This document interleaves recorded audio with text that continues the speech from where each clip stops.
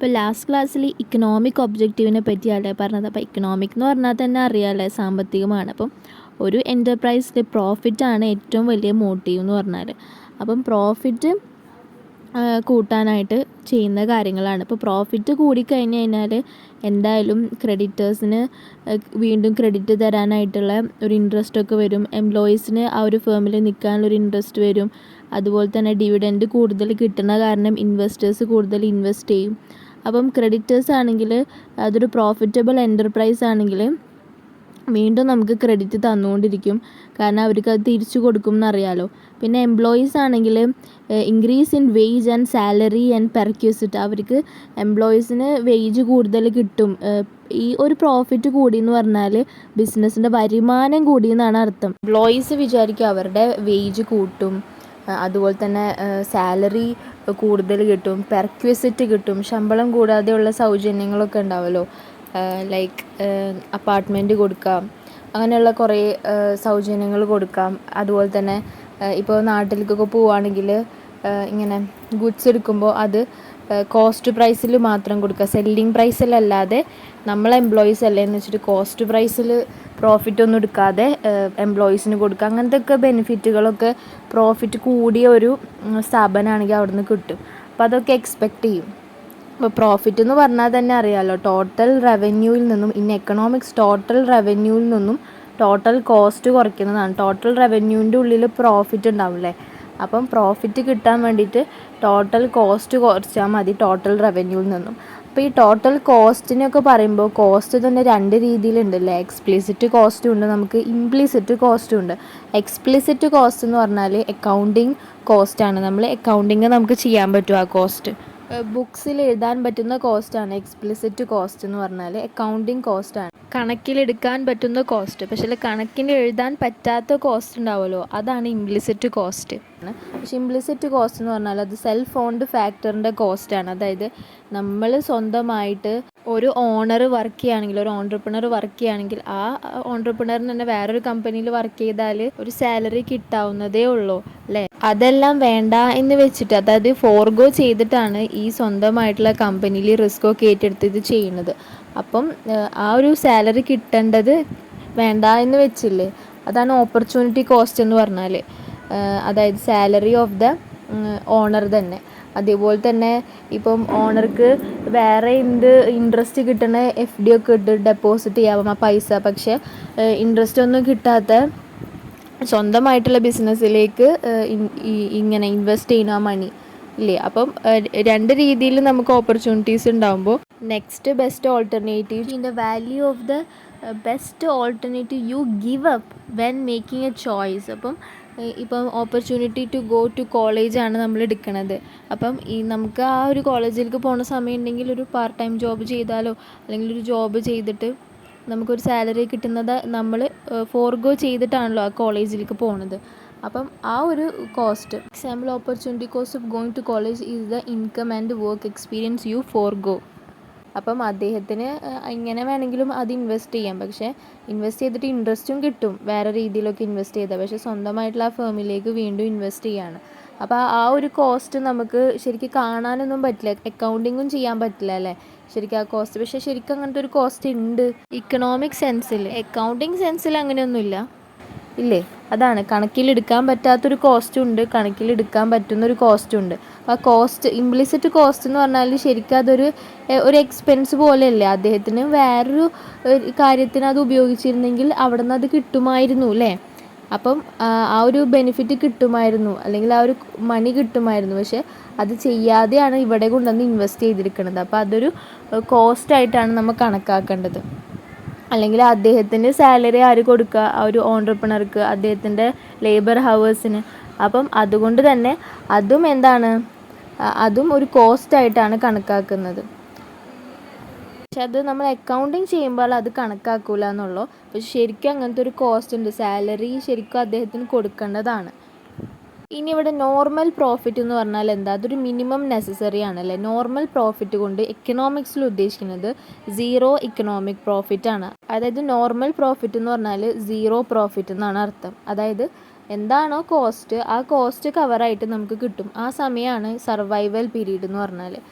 Super normal profit എപ്പോഴാണെന്നറിയോ? അതിനെയാണ് economic profit എന്ന് പറയുന്നത്. അതെന്ന് പറഞ്ഞാൽ കോസ്റ്റിനേലും കൂടുതലുള്ളതാണ്. അതാണ് അബ്നോർമൽ പ്രോഫിറ്റ്. വെറും നോർമൽ എന്ന് പറഞ്ഞാൽ സീറോ ഇക്കണോമിക് പ്രോഫിറ്റ് അല്ലേ. അബ്നോർമൽ എന്ന് പറഞ്ഞാൽ കുറച്ചും കൂടെ പ്രോഫിറ്റ് നമുക്ക് എന്തായാലും കിട്ടും. കോസ്റ്റിനേക്കാളും പ്രോഫിറ്റ് നമുക്ക് എന്തായാലും കിട്ടും. ഓക്കെ, കോസ്റ്റിനേലും കൂടുതലുള്ളൊരു എമൗണ്ട് വരും. അപ്പോൾ എന്തായാലും അബ്നോർമൽ ആയിട്ടുള്ളൊരു പ്രോഫിറ്റ് കിട്ടും. അതാണ് ഇക്കണോമിക് പ്രോഫിറ്റ് എന്ന് പറഞ്ഞാൽ. അപ്പോൾ ടോട്ടൽ റവന്യൂ എപ്പോഴും ടോട്ടൽ കോസ്റ്റിനേക്കാളും വലുതാവുന്ന സമയത്താണ് നമുക്ക് ഈ അബ്നോർമൽ പ്രോഫിറ്റ് ഉണ്ടാവുന്നത്. ടോട്ടൽ റവന്യൂ എപ്പോഴും ടോട്ടൽ കോസ്റ്റിനോട് ഗ്രേറ്റർ ആകുമ്പോൾ, total revenue is greater than the total cost. അപ്പോൾ ടോട്ടൽ റവന്യൂ എന്ന് പറയുന്നതും ടോട്ടൽ കോസ്റ്റ് എന്ന് പറഞ്ഞതും ഈക്വൽ ആവുന്ന സാഹചര്യത്തിലാണ് നോർമൽ പ്രോഫിറ്റ് വരുന്നത്. ടോട്ടൽ കോസ്റ്റ് തന്നെയാണ് അത്ര normal profit. Total revenue equal to total cost is equal to normal profit. Cost തന്നെയാണ് നോർമൽ പ്രോഫിറ്റ്. അപ്പോൾ ഇനി എപ്പോഴും ഇങ്ങനെ എക്കണോമിക് പ്രോഫിറ്റ്, സീറോ എക്കണോമിക് പ്രോഫിറ്റിനും പിന്നെ നോർമൽ പ്രോഫിറ്റിനൊക്കെയുള്ള ടേംസ് വരും. അപ്പോൾ ഇത് ഹെൽപ്പ് ചെയ്യും. ഇപ്പോൾ ഇവിടെ ഇത് പറയുമ്പോൾ ഒഴിച്ചുകൂടാൻ പറ്റാത്തൊരു കാര്യമാണ്. അക്കൗണ്ടിങ് പ്രോഫിറ്റും ഉണ്ട്, അതുപോലെ തന്നെ എക്കണോമിക് പ്രോഫിറ്റും ഉണ്ട് അല്ലേ. അപ്പം അക്കൗണ്ടിങ് പ്രോഫിറ്റ് എന്ന് പറഞ്ഞാൽ എപ്പോഴും പ്രോഫിറ്റ് എന്ന് പറഞ്ഞാൽ എന്താ ശരിക്കും ടോട്ടൽ റവന്യൂന്ന് ടോട്ടൽ കോസ്റ്റ് കുറയ്ക്കുന്നതാണ്. പക്ഷേ അക്കൗണ്ടിങ് പ്രോഫിറ്റിൽ ഉള്ള ഒരു ടോട്ടൽ കോസ്റ്റ് ഉണ്ടല്ലോ, അതിൽ ആ എക്സ്പ്ലിസിറ്റ് കോസ്റ്റ് മാത്രമേ ഉണ്ടാവുള്ളൂ. അക്കൗണ്ടിങ് ചെയ്യാനായിട്ട് കണക്കിൽ രേഖപ്പെടുത്താൻ സാധിക്കുന്ന കോസ്റ്റ്. പക്ഷേ എക്കണോമിക് പ്രോഫിറ്റ് കണക്കാക്കുന്ന സമയത്ത് അവിടെ ടോട്ടൽ കോസ്റ്റിൻ്റെ അവിടെ total revenue minus total cost അത് ഓക്കെ, എന്നാലേ പ്രോഫിറ്റ് കിട്ടുള്ളൂ. അത് ഓക്കെ. ബട്ട് ആ ടോട്ടൽ കോസ്റ്റിൽ രണ്ട് കോസ്റ്റും പെടും, എക്സ്പ്ലിസിറ്റും പെടും ഇംപ്ലിസിറ്റും പെടും. ഇംപ്ലിസിറ്റ് എന്ന് പറഞ്ഞാൽ അറിയാലോ, ഓണർക്ക് കിട്ടാതെ പോയ സാലറി, അതൊക്കെ എക്കണോമിക് പ്രോഫിറ്റിൽ ഉൾപ്പെടുന്നത് കൊണ്ട് തന്നെ എപ്പോഴും ഈ അക്കൗണ്ടിങ് പ്രോഫിറ്റ് ആയിരിക്കും എപ്പോഴും വലുത്. അക്കൗണ്ടിങ് പ്രോഫിറ്റ് ആയിരിക്കും എപ്പോഴും ദാൻ ഇക്കണോമിക് പ്രോഫിറ്റ്. കാരണം ഇക്കണോമിക് പ്രോഫിറ്റിൽ രണ്ട് കോസ്റ്റ് വരുന്നുണ്ടല്ലോ. അപ്പോൾ ആ രണ്ട് കോസ്റ്റും കൂടെ കുറയുമ്പോൾ ആ റവന്യൂ ഇന്ന് കിട്ടുന്നത് കുറയുമല്ലോ. മനസ്സിലായല്ലോ?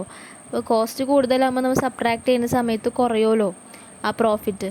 പക്ഷേ അക്കൗണ്ടിങ് പ്രോഫിറ്റിൽ ഒരൊറ്റ കോസ്റ്റേ കുറയ്ക്കുള്ളൂ. അപ്പോൾ നമുക്ക് പ്രോഫിറ്റ് കൂടുതൽ ഉണ്ടാവുക എപ്പോഴും അക്കൗണ്ടിങ് പ്രോഫിറ്റ് നോക്കുമ്പോഴാണ്. അതുകൊണ്ടാണ് അക്കൗണ്ടിങ് പ്രോഫിറ്റാണ് എപ്പോഴും അക്കൗണ്ടിങ്ങിൽ നമ്മൾ യൂസ് ചെയ്യുക. എക്കണോമിക് പ്രോഫിറ്റ് ആവില്ല. ഓക്കെ, അപ്പോൾ ആ രണ്ട് ടേം മനസ്സിലാക്കണം. അതാണ് ടെക്സ്റ്റിലുള്ളത്. The definition of profits in economics is different from the accounts definition of profit.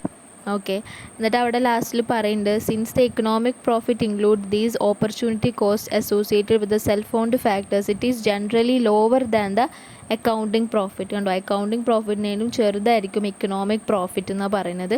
കാരണം അതിൽ രണ്ട് കോസ്റ്റ് ഉണ്ട്. അക്കൗണ്ടിങ് പ്രോഫിറ്റിൽ ഒരു കോസ്റ്റ്, എക്സ്പ്ലിസിറ്റ് കോസ്റ്റ് മാത്രമേ ഉള്ളൂ.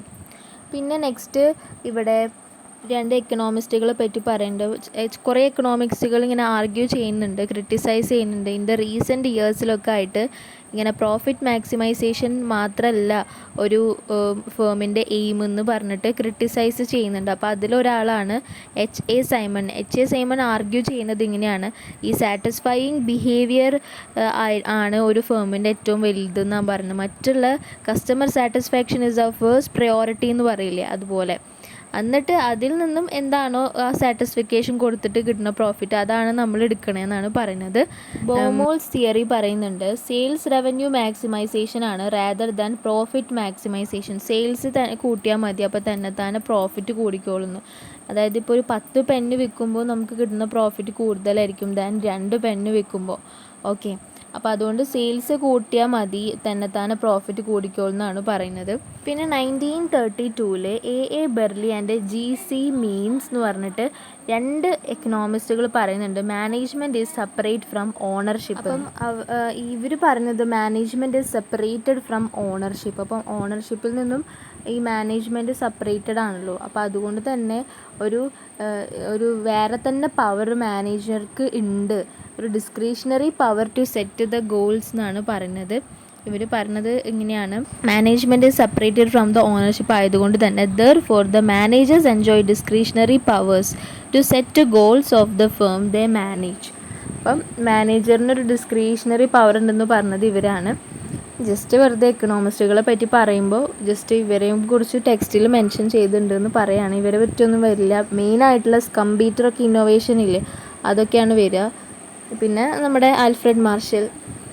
കൺസ്യൂമർ സർപ്ലസ് ആയാലും law of diminishing marginal utility ആയാലും ലോ ഓഫ് ഡിമാൻഡ് ആയാലും ഒക്കെ തന്നത് ആൽഫ്രഡ് മാർഷലാണ്. പിന്നെ വില്യംസൺസ് മോഡൽ ഉണ്ട്. പിന്നെ മറ്റേ പ്രൈസ് ഇഫക്റ്റ് ഉണ്ടല്ലോ, അത് തന്നത് മറ്റേ 2 പേരില്ലേ, ഹിക്സ് ആൻഡ് എലൻ. ഓക്കെ, ഇനി ഈ വില്യംസൺസ് മോഡൽ ഉണ്ട്, അത് വളരെ ഇമ്പോർട്ടൻ്റ് ഒരു കോൺട്രിബ്യൂഷൻ ആണെന്ന് പറയുന്നുണ്ട്. ഒരു managerial theory of the firm's behaviour എന്ന് പറഞ്ഞിട്ടുള്ള മാനേജറിയൽ തിയറിക്ക് വലിയൊരു കോൺട്രിബ്യൂഷൻ തന്നെയാണ് വില്യംസൺസ് മോഡൽ എന്ന് പറഞ്ഞിട്ടുള്ള. അതായത് വില്യംസൺ മോഡൽ എന്ന് പറഞ്ഞത് മാക്സിമൈസേഷൻ ഓഫ് മാനേജറിയൽ യൂട്ടിലിറ്റി ഫംഗ്ഷനാണ്. മാനേജറുടെ സന്തോഷത്തിനെ ഒന്ന് വർദ്ധിപ്പിച്ച് കൊടുത്തു കഴിഞ്ഞാൽ 10x പ്രോഫിറ്റ് വന്നോളൂ എന്നാണ് പറയുന്നത്.